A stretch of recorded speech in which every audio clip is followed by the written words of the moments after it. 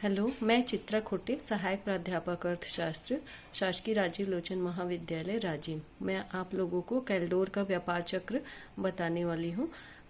कैल्डोर जो है उन्होंने बचत और निवेश के केन्जियन शब्दावली के आधार पर व्यापार चक्र मॉडल का निर्माण किया। व्यापार चक्र उन दबावों का प्रभाव है जो अर्थव्यवस्था को नियोजित बचत और समानता की ओर ले जाता है। नियोजित बचत और निवेश का अंतर ही व्यापार चक्र लाता है, परंतु यह केवल तभी संभव होता है जब निवेश और बचत अरेखीय हो। मतलब ये कि कैल्डोर कहते हैं कि बचत और निवेश के उतार चढ़ाव के फलस्वरूप ही व्यापार चक्र होता है, लेकिन ये तभी संभव हो सकता है जब बचत और निवेश के मध्य जो संबंध हो गैर रेखीय हो। मतलब ये रैखिक संबंध इन दोनों के बीच में नहीं होता है। कीन्स ने जो अपने सिद्धांत में कहा था कि बचत और निवेश के उतार चढ़ाव के फलस्वरूप ही व्यापार चक्र उत्पन्न होता है, किंतु ये कहते हैं निवेश और बचत के उतार चढ़ाव के फलस्वरूप उत्पन्न होता है व्यापार चक्र, लेकिन इन्होंने गैर रेखीय शब्द को इसमें शामिल किया है और उसी की फिर इन्होंने व्याख्या की है। रेखीय बचत और निवेश फलन को उपरोक्त चित्रों के माध्यम से भी समझ सकते हैं। यहाँ देखते हैं दो चित्र है ए और बी। यहाँ दो स्थितियों को दर्शाया गया है। एक स्थिति तब की है जब आई अधिक होता है एस से, और दूसरी स्थिति तब की है जब एस अधिक होता है आई से। पहले हम ए चित्र को देख लेते हैं। यहाँ हम देखते हैं ओ एक्स अक्ष पर आय को तथा ओ वाई अक्ष पर बचत और निवेश को दिखाया गया है। यहाँ जो बिंदु है ई, वहां पर आई और एस जो है, यहाँ ई आई और एस जो है वो एक दूसरे के बराबर हैं, लेकिन अगर हम इससे दाईं ओर जाते हैं तो क्या होता है, आई अधिक होता है एस से। ऐसी स्थिति में क्या होता है, जब आई अधिक होता है मतलब निवेश अधिक होगा बचत से, तो पूर्ण रोजगार बढ़ता है, असीमित प्रसार होता है और स्फीति की स्थिति उत्पन्न होती है। उसी तरह दूसरे चित्र में हम देखते हैं चित्र भी वह स्थिति को दर्शाता है जबकि S अधिक है I से। मतलब कि ये जो संतुलन बिंदु है E के, ये इससे बाईं ओर की स्थिति को दर्शाता है जब S अधिक होता है I से। तो S अधिक होता है I से तो क्या होगा, ऐसी स्थिति में क्या होता है, उत्पादन और रोजगार जो है वो कम होने लगते हैं। तो ये जो दोनों स्थितियां हैं वो रेखीय बचत निवेश फलन की स्थितियां हैं, और इसको जो है कॉल्डर ने रेखीय बचत निवेश फलन को छोड़ दिया है, क्योंकि ये उनका कहना था कि ये व्यापार चक्र उत्पन्न नहीं करते हैं, क्योंकि ये एक रेखीय संबंध में है, यहाँ पर कोई चक्र उत्पन्न नहीं होता है। इसलिए इन्होंने रेखीय निवेश बचत फलन को छोड़ दिया है और इन्होंने एक अरेखीय निवेश फलन को लिया है। अब देखते हैं कि कैल्डोर ने जो अरेखीय निवेश बचत फलन बताया है वो क्या है। यहाँ हम देख रहे हैं दो चित्र है, चित्र ए और बी। चित्र ए जो है वो निवेश फलन को बता रहा है, अरेखीय निवेश फलन को, और चित्र बी जो है वो अरेखीय बचत फलन को बता रहा है। पहले हम अरेखीय निवेश फलन को देख लेते हैं। यहाँ हम देख रहे हैं ओ एक्स अक्ष पर आय को लिया गया है तथा ओ वाई अक्ष पर निवेश को दर्शाया गया है, और ये जो आई या निवेश कर है वो इस तरह से है ढाल। और इसका जो पहले देखते हैं यहाँ पर ये सपाट है, फिर उठता है और फिर जाके आगे जाके थोड़ा सा ढालू हो जाता है या घटने लगता है।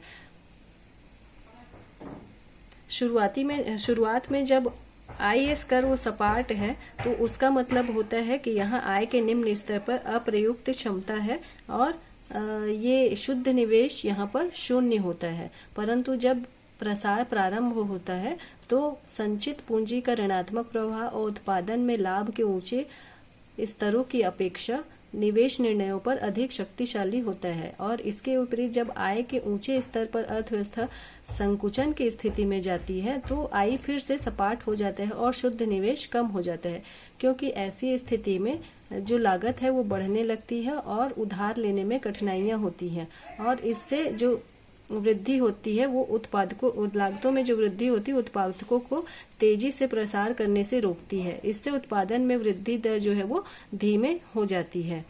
साथ ही साथ मतलब इसका ये तात्पर्य है कि वर्तमान पूंजी स्टॉक और क्षमता चालू उत्पादन से अधिक होती है। यह स्थिति निवेश को कम करती है और आय में गिरावट होती जाती है तथा संचयी प्रभाव से अर्थव्यवस्था का संकुचन की अवस्था में प्रवेश कर जाती है। अगर सार देखें तो यह है कि आय के निम्न स्तर पर यहाँ शुद्ध निवेश जो है वो शून्य होता है, लेकिन जैसे आय बढ़ती है तो ये थोड़ा ऊपर होता जाता है। इसीलिए ये पहले सपाट है, फिर आगे बढ़ती है, लेकिन आगे जाके और ढाल इसका नीचे की ओर आने लगता है, क्योंकि यहाँ पर आकर निवेश जब बढ़ने लगता है तो फिर उत्पादन लागतों में वृद्धि के कारण निवेश फिर बाद में घटने लगता है। फिर चित्र बी देखें तो ये आरेखीय बचत फलन को दिखाता है। आरेखीय बचत फलन में ये है कि आय के नीचे स्तरों पर बचत बहुत कम होती है। ये यहाँ से ये पहले कम है, फिर बढ़ती है और फिर सीधे बढ़ती जाती है। तो ये दिखा रहा है कि आय के जो निम्न स्तर होते हैं वहां पर कम होती है बचत की दर, लेकिन जैसे जैसे आय बढ़ती है वैसे वैसे बचत की दर बहुत अधिक बढ़ती जाती है। और जब आय का स्तर कम रहता है तो ये ऋणात्मक भी हो सकती है। इसी तरह जैसे जब प्रसार की अवस्था होती है तो एमपीएस जो है वो बहुत अधिक हो जाता है। सामान्य स्तर होता है उसमें बचत की में जो वृद्धि स्तर होती है वो कम होती है, इसीलिए ये यहाँ का थोड़े दूर में ये ऐसे थोड़ा सा इसका ढाल जो है वो कम है, फिर आगे जाके बढ़ जाती है। तो ये सार यही है कि आय के नीचे स्तर पर बचत कम होती है और आय के ऊंचे स्तरों पर बचत बहुत अधिक होती है। और आय जब बहुत अधिक नहीं होती है तो जो सामान्य स्तर है उसमें बचत की वृद्धि कम होती है। इसलिए इसका कर्व जो है पहले नीचे से ऊपर की ओर जाते हुए थोड़ा सा धीरे से बढ़ता है, फिर तेजी से बढ़ता जाता है। जब अरेखीय बचत और निवेश फलन इकट्ठे होते हैं तो फिर व्यापार चक्र दिखाई देता है, जैसे कि इस चित्र में दिखाया गया है। यहाँ अरेखीय बचत फलन और निवेश फलन इकट्ठे हो गए हैं और ये कई बिंदुओं पर एक दूसरे को काट रहे हैं। यहाँ हम 3 संतुलन बिंदु देखते हैं, ए, बी और सी। इसमें से जो ए और बी स्थिति है वो स्थिर संतुलन की अवस्था होती है और सी जो है अस्थिर संतुलन की अवस्था होती है। और विशेष बात यह है कि ये ए और बी जो स्थिर संतुलन वो केवल अल्पकाल में ही स्थिर रहता है, दीर्घकाल में ये बिंदु भी अस्थिर हो जाते हैं। यहाँ हम देखते हैं ए बिंदु में आय अधिक है, निवेश अधिक है बचत से, तो ये बताता है कि आय का स्तर जो है वो अधिक होता है, आय का स्तर इससे बढ़ता जाता है। और जो बी बिंदु है वो उस ए बिंदु के विपरीत है, यहाँ एस अधिक है और आय कम है, मतलब बचत अधिक है और निवेश कम है। ये आय के स्तर को कम करता जाता है। दीर्घकाल में ए तथा बी बिंदु भी अस्थिर होते हैं और ये चक्र का पथ इससे दृष्टिगोचर होता है या दिखाई देता है। इसके लिए कॉल्डर ने पूंजी स्टॉक को एक अन्य चर के रूप में प्रयोग किया है जो बचत और निवेश के संबंधों पर प्रभाव डालता है, और उसने बचत और निवेश दोनों को आय और पूंजी स्टॉक के फलन के रूप में लिया है। आगे हम देखते हैं कि उन्होंने इसके लिए क्या इक्वेशन दिए हैं। कैल्डोर ने एक छोटा सा समीकरण दिया जो इस प्रकार है, S is equal to function of, यहाँ देखें, S is equal to function of Y K और I is equal to function of Y K. मतलब एस और आई जो है दोनों निर्भर करती है पूंजी निर्माण की दर और राष्ट्रीय आय पर। फिर इधर है D S upon D Y greater than 0 और D S upon D K greater than 0। फिर है D I upon D Y greater than 0, D I upon D K less than 0। और यहाँ देखते हैं फिर ये ऐसे हो जाएगा D I upon D Y greater than D S upon D Y. मतलब यहाँ हो जा रहा है M P I greater than M P S. यहाँ पर इन्होंने ये समीकरण में डी जो शब्द यूज हुआ है वो डेल्टा को बता रहा है। अगर इसी को डेल साइन से दिखाएं तो ये समीकरण इस तरह हो जाएगा। ये आसान करने के लिए मैं बता दे रही हूँ। S is equal to function of Y K और I is equal to function of Y K. फिर del S upon del I greater than 0 और del S upon del K greater than 0। फिर यहाँ हो जाएगा del I upon del Y greater than 0 और del I upon del K less than 0। फिर यहाँ देखते हैं तो del I upon del Y greater than del S upon del Y. मतलब ये कह रहे हैं M P I is greater than M P S. तो उपरोक्त समीकरण जो है वो S और I का प्रत्यक्ष रूप में Y के साथ धनात्मक संबंध को दिखाता है। मतलब I बढ़ने के साथ साथ बचत और निवेश भी बढ़ती है, लेकिन K के साथ जो है जो S है उसका सीधा संबंध होता है और I विपरीत रूप से परिवर्तित होता है। तो MPI ग्रेटर देन MPS का संबंध जो है वो अर्थव्यवस्था की स्थिरता को दर्शाता है और ये इसे या तो प्रसार की ओर या फिर संकुचन की ओर ले जाता है। इसे हम एक चित्र के द्वारा भी समझ सकते हैं। प्रसार अवस्था को देखें तो यहाँ 3 चित्र दिखाई दे रहा है, स्टेज 1, 2 और 3 का। पहले ये वाला देख लेते हैं। इसमें जैसे हम लोग पहले चित्र में पढ़े थे कि ये जो A और B बिंदु है स्थिर रहते, लेकिन ये केवल अल्पकाल में, लेकिन दीर्घकाल में ये एक स्विच बिंदु के जैसे हो जाते हैं और ये स्थितियां जो है प्रसार या संकुचन की अवस्था को बताती हैं। बिंदु C दिशाओं की ओर अगर ये आगे बढ़ती है अर्थव्यवस्था तो ये अस्थिर होती है, और जब C और B बिंदु नजदीक आते हैं तो चक्र का प्रसार प्रारंभ होता है, और जब वे मिलते हैं तो प्रसार समाप्त हो जाता है और संकुचन शुरू होता है। इसके विपरीत जब C और A बिंदु नजदीक आते हैं तो संकुचन प्रारंभ होता है, और जब वो मिलते हैं तो संकुचन समाप्त हो जाता है। C और A बिंदु ये दोनों नजदीक आएंगे तो ये संकुचन को बताता है, ये दोनों जहां मिलते हैं वहां संकुचन समाप्त है। और C और B बिंदु जहां मिलेंगे तो वो क्या बताता है, वो प्रसार की स्थिति को बताता है, और ये बिंदु जो होता है प्रसार समाप्ति का बिंदु होता है। इसको 2 और अलग अलग स्टेज में देख सकते हैं। कैल्डोर अपने व्यापार चक्र के प्रसार की अवस्था को 3 अवस्थाओं में दर्शाता है, स्टेज 1, 2 और 3 में। इसमें पहला देख लेते हैं जो Y0 से प्रारंभ होती है स्थिति स्टेज 1 में, और यहाँ संतुलन अवस्था जो है C बिंदु पर मान लिया गया है, लेकिन यह जो होता है अस्थिर संतुलन होता है। स्टेज 1 में ये C बिंदु को हम संतुलन मान ले रहे हैं, लेकिन ये दीर्घकाल में अस्थिर संतुलन है। C के ऊपर अगर हम जाते हैं तो ये दिखाता है, C के ऊपर अगर हम जाते हैं तो क्या दिखा रहा है कि यहाँ I अधिक है S से, मतलब निवेश अधिक है बचत से, जो कि अर्थव्यवस्था को प्रसार की ओर ले जाती है।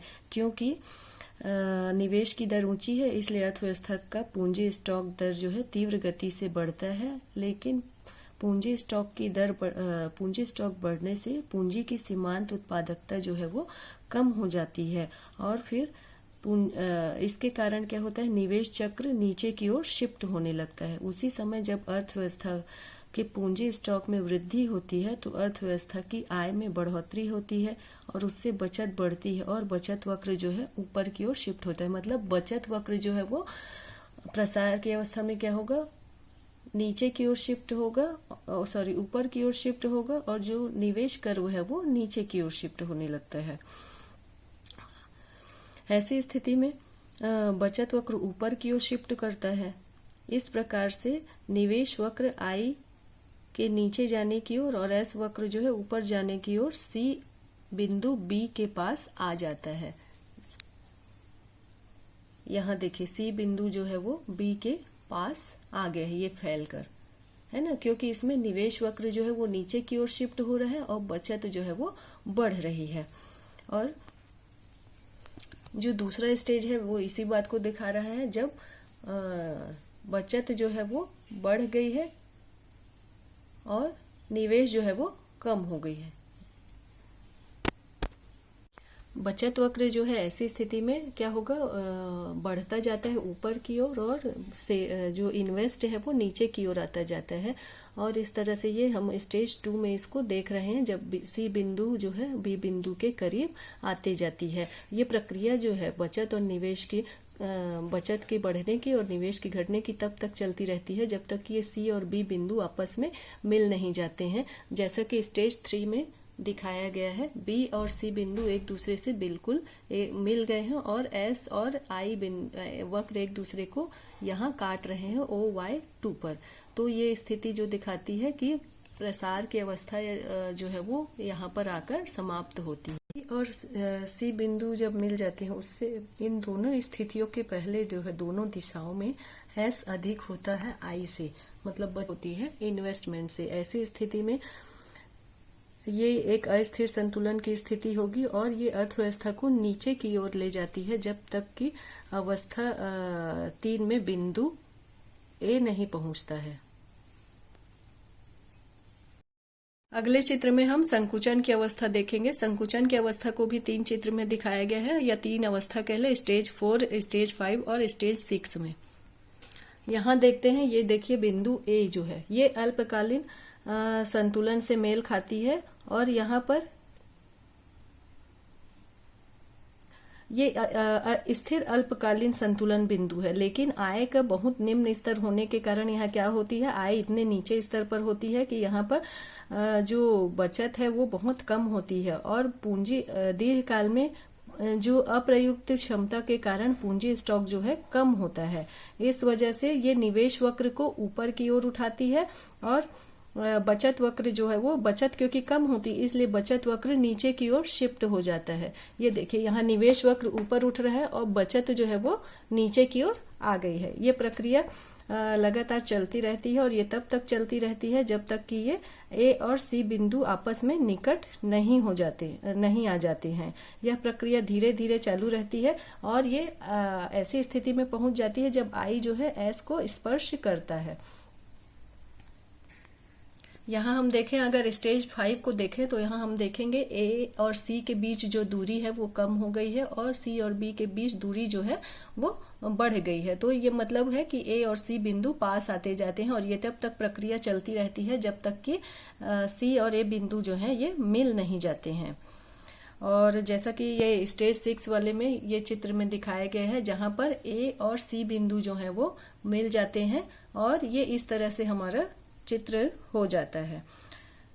लेकिन ये जो y1i का स्तर है वो अस्थिर है, और ये y1i स्तर पर ए और सी की जो स्थिति है वो ऊपर की दिशा में अस्थिर होती है। मतलब इससे ऊपर की दिशा में ए और सी की स्थिति अस्थिर होगी, क्योंकि यहाँ क्या है, यहाँ आई जो है वो अधिक है और एस कम है। बचत निवेश अधिक है और बचत यहाँ पर कम है। ऐसी स्थिति में क्या होगा, अर्थव्यवस्था ये बी बिंदु पर आय के ऊंचे स्तर पर नहीं पहुंच पाएगी, और बी से आई तथा एस वक्र धीरे धीरे अवस्था 1 में दिखाई देंगे।